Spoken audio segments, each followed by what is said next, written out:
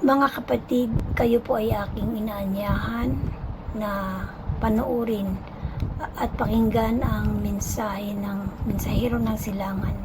Mga video na kung saan ay nagbukas ng aking diwa at nasagot ang marami kong katanungan.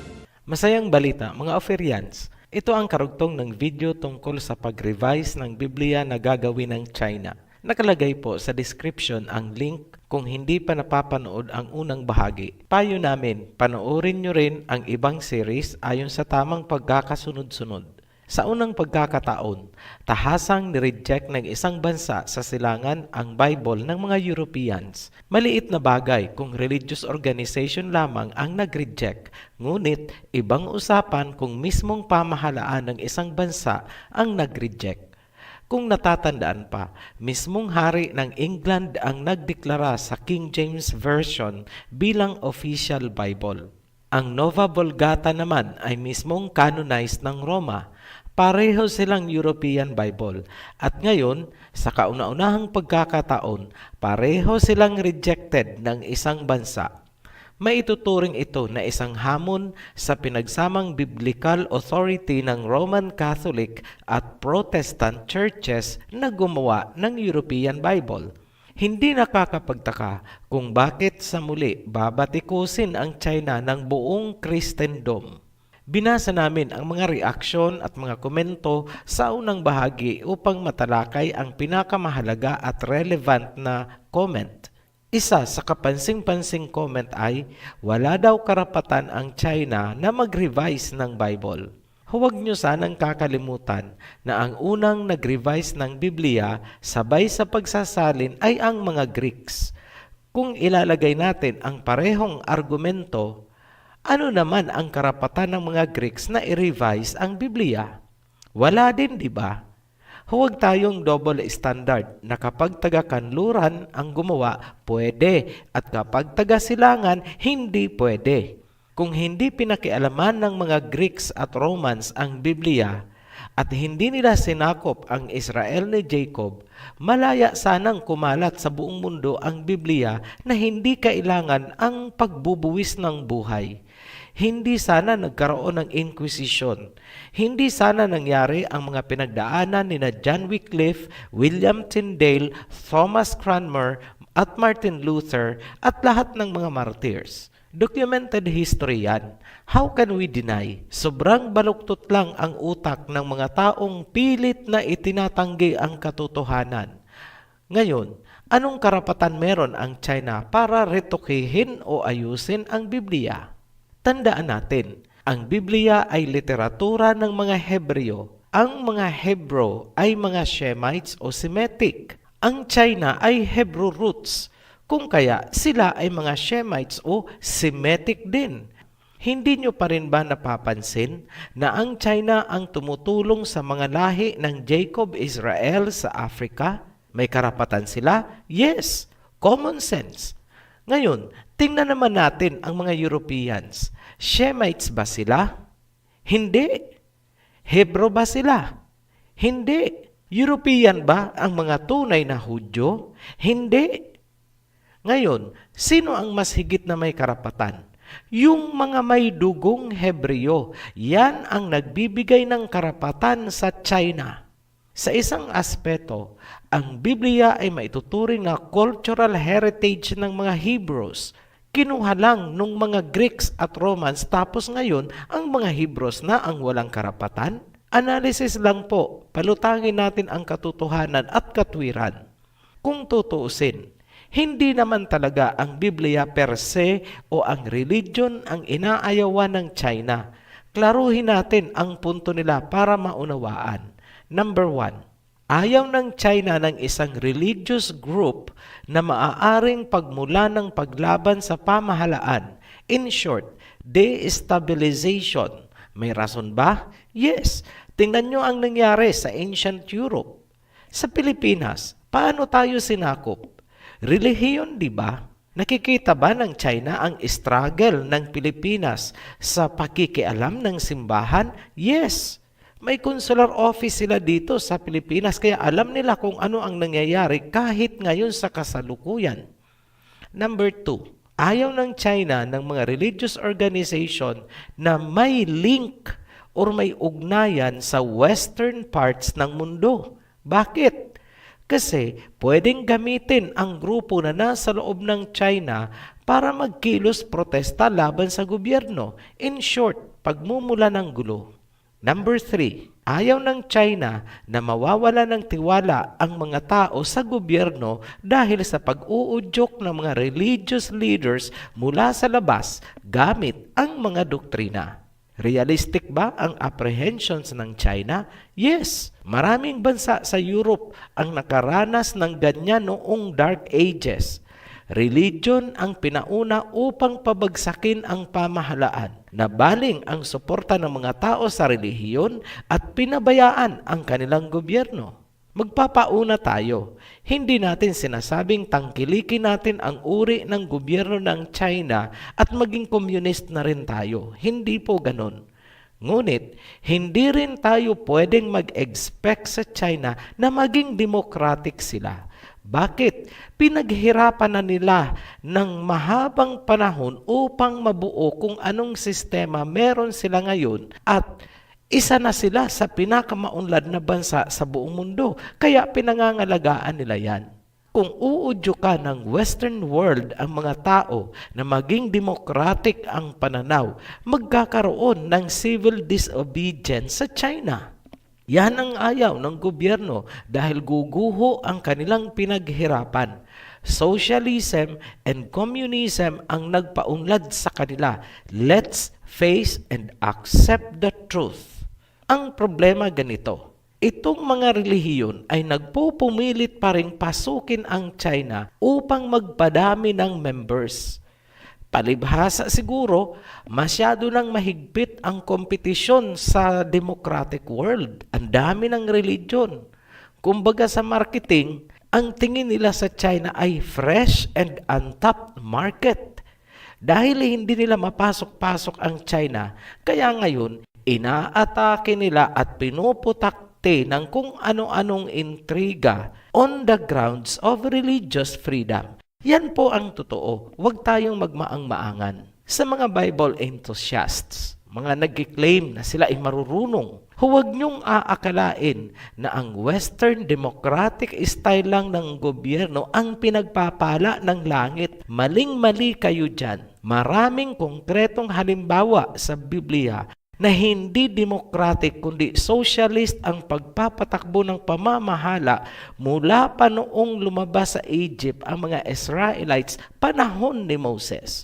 Ganon din sa panahon ni King Saul, King David, King Solomon. Socialism ang pinaiiral nila. Suriin natin ang Biblia. Maghanap nga tayo kahit katiting na palatandaan na democratic government nga ang pinaiiral ng Israel noon sa kapanahunan ng ating mga propeta. Meron ba sa Biblia na pahiwatig na kung ano ang gusto ng mga tao ay yun ang masusunod?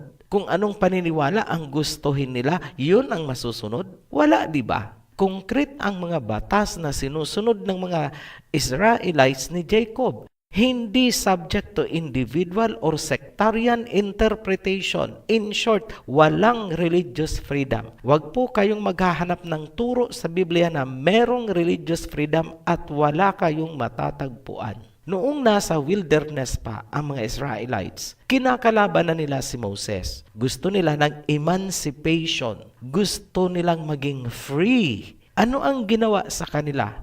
Ipinatuklaw sila sa ahas. May pangyayari din na bumuka ang lupa at nilamon yung mga nagrereklamo, yung mga rebellious. Hindi natin masasabing demokrasya yan. Hindi pwedeng umiral ang protesta at rally-rally sa kapanahunan ng mga Israelites. Wala pong ganyan sa Biblia. Noong wala pang hari ang Israel, ang pamamalakad ay direktang idinadaan sa mga propeta, gaya ni na Samuel bilang leader. Noong tumanda na si Samuel, ipinalit niya ang kanyang mga anak na sina Joel at Abijah. Ngunit, nagkaroon ng corruption at mga injustices. Dahil dyan, pinuntahan si Samuel ng mga elders mula sa iba't ibang villages ng Israel. Humihingi sila ng hari. Nanalangin si Samuel sa Elohim at sinabi niya ang hiling ng mga tao. Ang sagot ng Elohim ay ganito, "Ako ang nireject nila bilang hari." At sinabi ng ama na, kung bibigyan sila ng hari dahil gusto nilang gumaya sa ibang bansa, kukunin sa kanila ang mga panganay nilang anak upang magsilbi sa hari. Kukunin din ang 10% ng kanilang mga ani at hayop para sa hari. At sila ay magiging slaves ng hari. Sa kabila ng sinabi ni Samuel, ginusto pa rin ng mga elders na magkaroon ng hari. Ngayon, ipinatawag ni Samuel ang mga tribo. Nabunot ang tribo ni Benjamin. Mula doon, nabunot ang clan ni Matri. Mula naman sa clan ni Matri, nabunot ang pamilya ni Kish. At sa pinakahuli, napili at naproklama si Saul. Sa muli, may mga nagrereklamo pa rin bakit si Saul ang napili. So makikita natin na puro reklamo-reklamo ang ginagawa ng mga tao.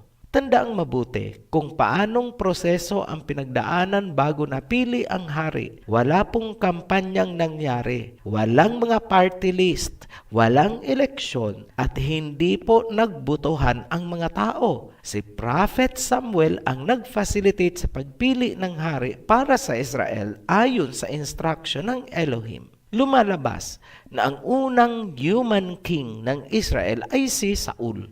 Ngunit dahil sa kanyang paglabag sa utos, siya ay papalitan. Ang buong kwento tungkol kay Saul ay matatagpuan mula sa 1 Samuel chapter 10. Sa muli, inutusan na naman si Samuel na puntahan at i-anoint ang susunod na hari. Pansinin na iba ang proseso ngayon. Inutusan ng ama si Samuel na lagyan ng anointing oil ang kanyang horn at pumunta sa pamilya ni Jesse sa Bethlehem. Isa sa mga anak ni Jesse ang hihirangin bilang pangalawang hari. Ngayon, isa-isang pinadaan sa harap ni Samuel ang mga anak ni Jesse.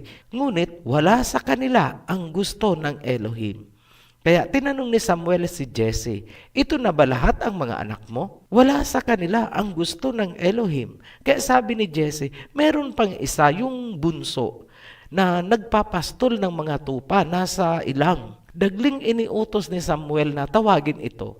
Noong dumating si David, sinabi ng Elohim kay Samuel, "Ito yon. I-anoint mo bilang papalit kay Saul." At sa oras din yon, iniwan si Saul ng spirit ng Elohim at lumipat kay David. Kahit anointed na si David, hindi agad-agad nakaupo o nailuklok sa trono. Marami pang pinagdaanan dahil nasa pwesto pa si Saul. Kumbaga, ayaw niya pang bumaba. Sa panahong yun, hinahamon ng Philistine sa digmaan ang Israel.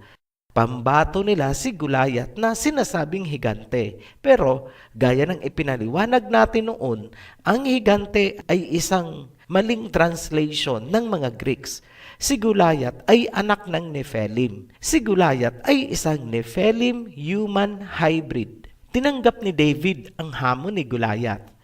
Kahit si Haring Saul ay hindi siya naawat. Sa puntong ito, alam nyo na kung paanong napatay ni David si Goliath gamit ang sling na binabalahan ng bato. Naging popular itong si David, bagay na hindi nagustuhan ng hari. Kumbaga, nasapawan kasi siya at ninais niyang mapatay itong si David. Ngayon, umalis muna si David sa kampo ng Israel. Kumbaga, nag-ingat siya na huwag siyang mapatay ni Saul. Until such time, lumipas ang panahon, napatay si Saul at ang iba niyang anak sa isang digmaan.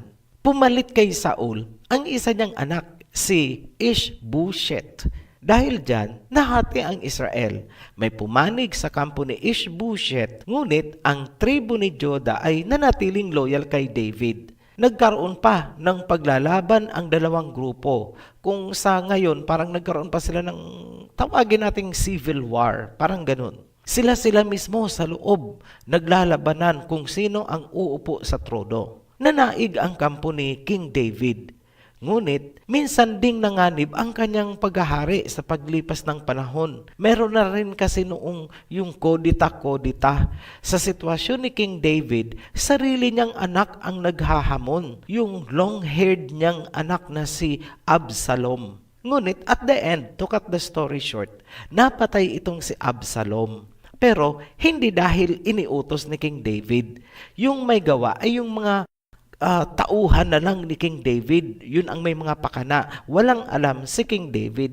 Siyempre hindi ipapapatay ng ama ang kanyang anak. Noong matanda na si King David, iniluklok si King Solomon. Kung naaalala nyo pa, na-anoint itong si King Solomon sa Gihon Spring.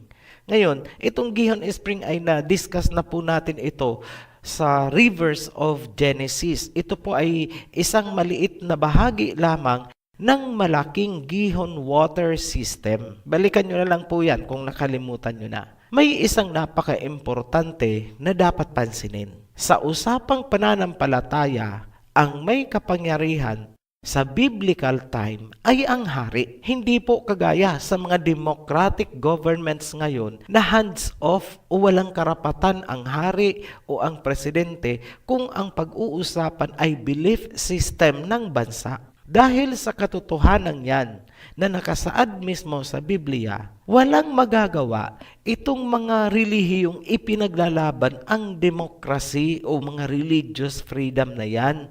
Dahil taliwas po yan sa konkretong halimbawa na ibinigay ng Biblia.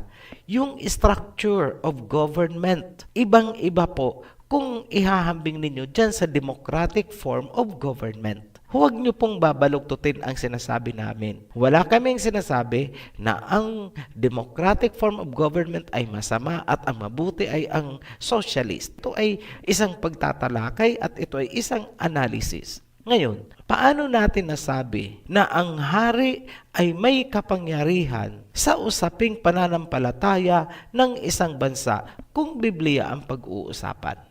Ganito po yun. Sino ang nagpatayo ng Temple of Israel? Hindi ba't si King Solomon? May hiwalay bang relihiyon na nagpatayo nito? Wala. Nagtayo ba ng kani-kanilang templo at mga sekta ang mga Israelites? Hindi.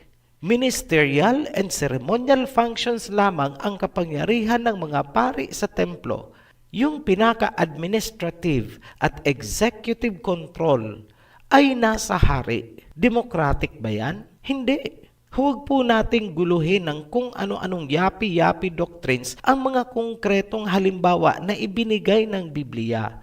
Huwag pairalin ang hugot dito, tapal doon ng mga talata para lang palabasin ang sariling nais. May konkretong model na ibinigay ang Biblia, yun ang pagtibayin natin. Bakit hindi nila itinuturo na noon sina King David ay walang religious freedom? Hindi pwedeng magreklamo, tagasunod ka lang. Bakit hindi nila tinuturo yan? Kasi ma-phase out sila. Yan ang totoo. Sa panahon natin ngayon, anong bansa ang naaayon pa rin sa estilo ni na King David at King Solomon? Hanap po kayo. Buong mundo. Anong bansa ang nagmamatch doon sa style of governance ni na King David at King Solomon? Aralin nyo kaya ang ginagawa ng China at Russia. Sa kasalukuyan, government ng Russia ang nagpapatayo ng mga simbahan sa Russia. Ganon din ang China. Kung hindi man sila ang magpatayo ng simbahan, kontrolado pa rin ng gobyerno ang usaping relihiyon. Monitored ang structure na ganyan o yung yung arrangement na ganyan ay kagaya kina King David at King Solomon. Ngayon sasabihin nyo, yung mga China niyan, hindi sila Christians. Hindi sila naniniwala sa Diyos. Let me correct you with that. Russia is Orthodox Church. Hindi makapasok ang ibang relihiyon. Pero hindi ibig sabihin na hindi sila naniniwala sa Creator. Sa China naman, may pinipili lang silang relihiyon. Kaya itong mga nare-reject, ngawa ng ngawa, punta sila ng punta sa media, kung ano-anong propaganda, kung ano-anong pambabatikos ang ginagawa laban sa China. Tingnan nyo ang mga international media. Bakit nga ba nagpupumilit na pumasok ang mga foreign religions para iligtas daw ang mga tao sa China at Russia? Come on! O sige, kunwari, nabubuhay sila sa kadiliman. Pero dahil ang kanilang system of government ay functionally at structurally katulad ng nasa Biblia, madali sa Elohim na magpatupad ng pagbabago. Hindi po ang relihiyon ang magbabago sa kanila, kundi ang divine power mismo. Wala pong kakayahan ang mga relihiyon na baguhin ang isang bansa. Tandaan nyo po yan. Guguluhin lang nila ang peace and order gaya ng nangyayari ngayon. Tapos uulanin nila ng mga kesyo-kesyo persecution drama. Alam nyo, nakakaumay na ang mga ganyang style, mga ganyang linya. Ngayon, as a whole, pagtabi-tabihin nga natin at pagkumparahin natin, gamitin natin ang status of morality. Nasaan ang naglalakihang Sin City? Yung city ng kamunduhan. Nasa China ba? Hindi. Nasa Russia ba? Hindi. O, nasaan? Amerika at sa maraming bahagi ng Europe na andun ang mga Sin City. Ano ang nangyayari sa religious freedom? Ano ang nangyayari? Di ba? Ang dami nilang mga religion doon. Kasi may religious freedoms doon at may democracy. O bakit nagkaganyan ang mga city nila? Bakit naandun sa kanila ang Sin City? Di ba kayo nag-iisip? Ngayon, ito ang masasabi natin. Bakit hindi nila unahing linisin ang sarili nilang bakuran bago nila pakialaman itong nananahimik sa China? Nag-iisip po ba kayo? Balikan natin ang panahon ni Jonah. Sa mga hindi alam ang kwento tungkol kay Jonah, ito yung prophet na nilunok ng malaking isda dahil ayaw niyang pumunta sa Nineveh. Ganito nagsimula ang niyan, yung kwento niyan.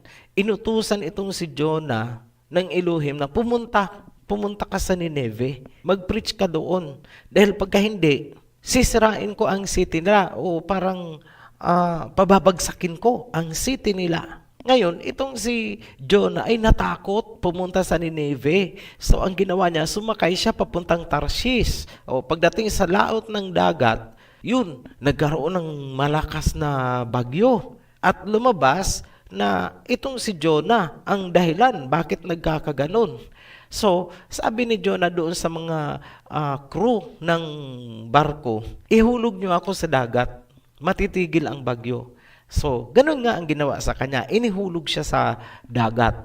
Ngayon, may nakaabang na doon na isang malaking isda at siya ay nilunok. Take note ha, wala pong sinabi sa Biblia kung anong isda yun, kung balyena man yun, kung yun ba ay pating. Wala pong sinabi, basta sinabing malaking isda. Ngayon, ano ang nangyari kay Jonah matapos siyang lunukin ng isda? Nag-stay siya doon sa loob ng isda ng 3 araw. At pagkatapos, iniluwa siya sa dalampasigan. Malapit na sa Nineveh o kung lugar na yan ng Nineveh. Basta ando na siya. Malapit siya doon, iniluwa nung isda. Kaya itong si Jonah ay nag-preach na sa Nineveh. Noong nakarating sa hari ang mensahe ng Elohim sa pamamagitan ni Jonah, agad naglabas ng kautusan ang hari na mag-fasting ang buong city, magsuot ng sackcloth, maglagay ng ash sa katawan o sa ulo at mag-repent, humingi ng tawad, sundin kung ano ang gusto ng sinasabi ng Elohim ni Jonah. So, ano ang resulta? Winasak ba ang city ng Nineveh? Hindi. Ngayon, bakit nangyari na nailigtas ang city? Tingnan nyo sa isang anggulo. Kasi po, noong sinabi ng hari na mag-fasting kayo, mag-repent kayo, magsuot kayo ng sackcloth, humingi kayo ng tawad, sundin kung ano ang sinasabi ng Elohim ni Jonah, sumunod ang buong kaharian, batas ang salita ng hari sa usaping pananampalataya. Walang nagrally at nagsisigaw ng religious freedom sa kalsada. Dali-daling nagsunuran ang mga tao. So, at the end, hindi na parusahan ang buong city ng Nineveh. Ngayon, dalhin natin sa kasalukuyang panahon. Mag-case scenario tayo. Kunwari, parehong makasalanan ang bansang China at Pilipinas. At parehong binigyan ng Elohim ng 30 days.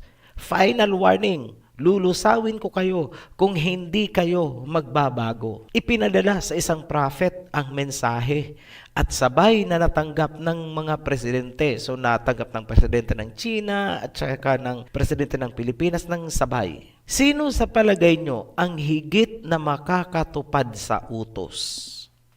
China ba o Pilipinas? China. Bakit?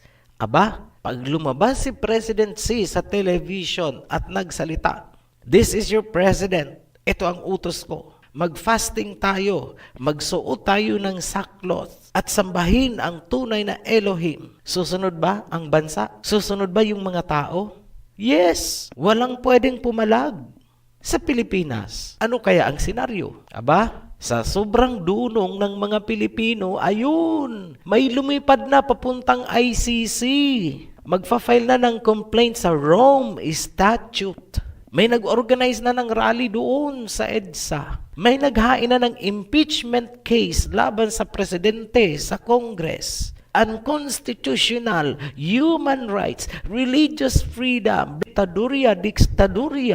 Ngayon, alam nyo na kung ano ang mangyayari sa Pilipinas. Yan ang kaibahan ng Russia at China kung ikukumpara sa atin and the rest of the democratic world. Nakahanda ang China at Russia na tumanggap ng drastic directives o instructions mula mismo sa King of Kings. Ngayon, alam nyo na kung bakit sila ang lumilitaw na instrumento upang maging witness sa mundo. Sa patuloy na paggulong ng ating pagsasaliksik, napag-alaman natin na itong dalawang bansa ang hindi nagpasakop sa government system ng Mystery Babylon.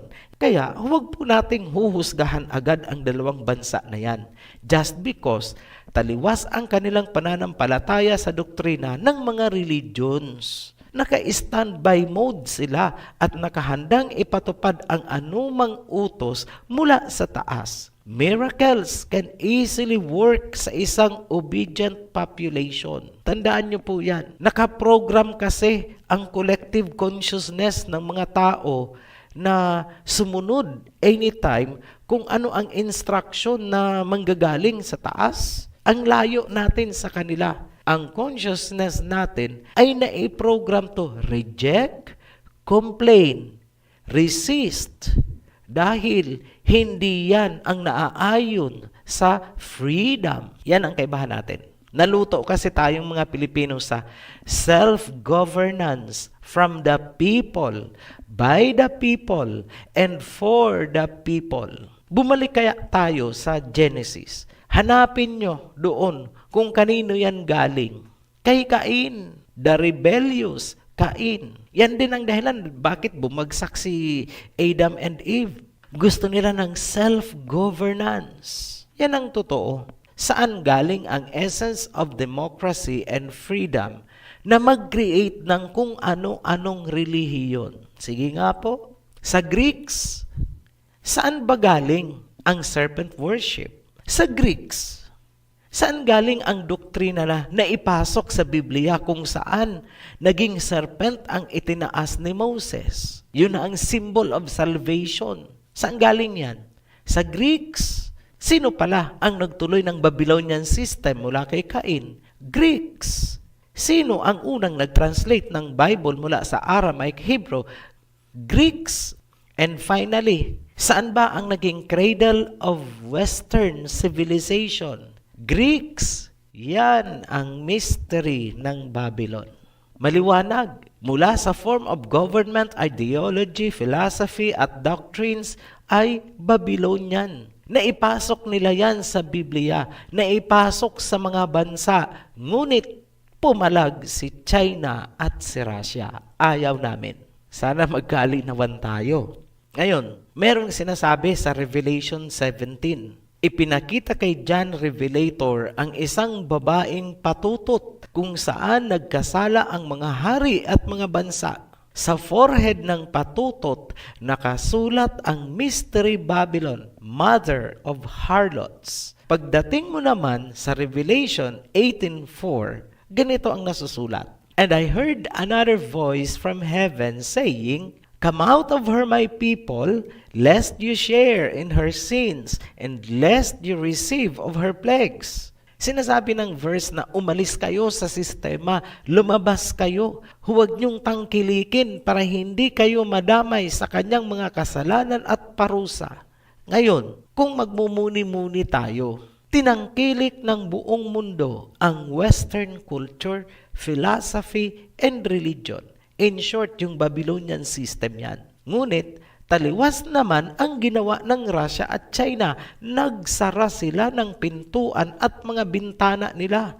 Ang tingin nila para itong pollution.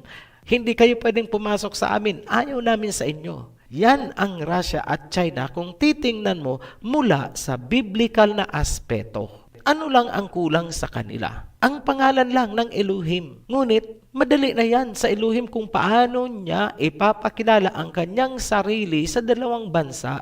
At madali ding maipakilala ng mga pinuno nitong bansa sa kanilang mga tao. At dahil ang mga tao nila ay trained and programmed na maging masunurin, mabilis ang implementation down to the grassroots. So ano ang ini-expect niyong makikita? Parang Nineveh sa panahon ni Jonah.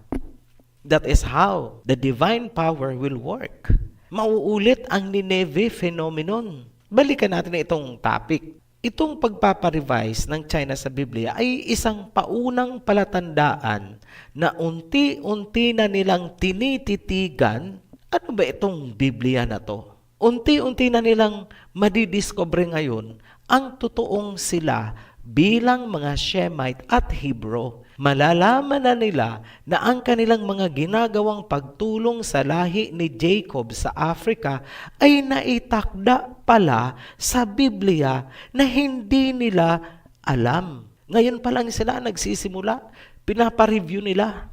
In short, unti-unti nang makikilala ng China mula sa biblical perspective kung ano ang relasyon nila sa mga Africans at sa mga Pilipino. At yan ang nakikita natin sa mga pangyayari na gumugulo ngayon. Lahat ay umaayon sa propesiya. Sa puntong magising ang China, doon matutupad ang sinasabi sa Biblia na may anghel na lulutang mula sa silangan. Dala ng anghel ang seal of the living Elohim. Madali nilang mahanap ang 12 tribes ng Israel ni Jacob dahil konektado na sila sa Africa. Babangon ang 12 tribes ni Jacob. Ang tinutukoy ko po dito yung totoong 12 tribes of Israel ha. Hindi yung mga matatangos ang ilong. Hindi po yun ang tinutukoy ko. Hindi po yung mga Hollywood stars na nagkukunwaring mga Hudyo. Ngayon, may maganda ding naidulot ang pagpursige nitong mga sekta na pumasok sa China. Bakit? Nakalampag nila ang pamahalaang China na titigan ang Biblia. Yan ang nakikita natin na parang naging advantage. May ituturing yan na isang bahagi ng proseso, a process of awakening for China. Tutuldukan natin ang video na ito sa pagkakaunawa na ang China ay hindi nagpasakop sa Babylonian world system, kung kaya ganyan ang attitude nila sa mga relihiyon na ang doktrina ay galing sa Western civilization.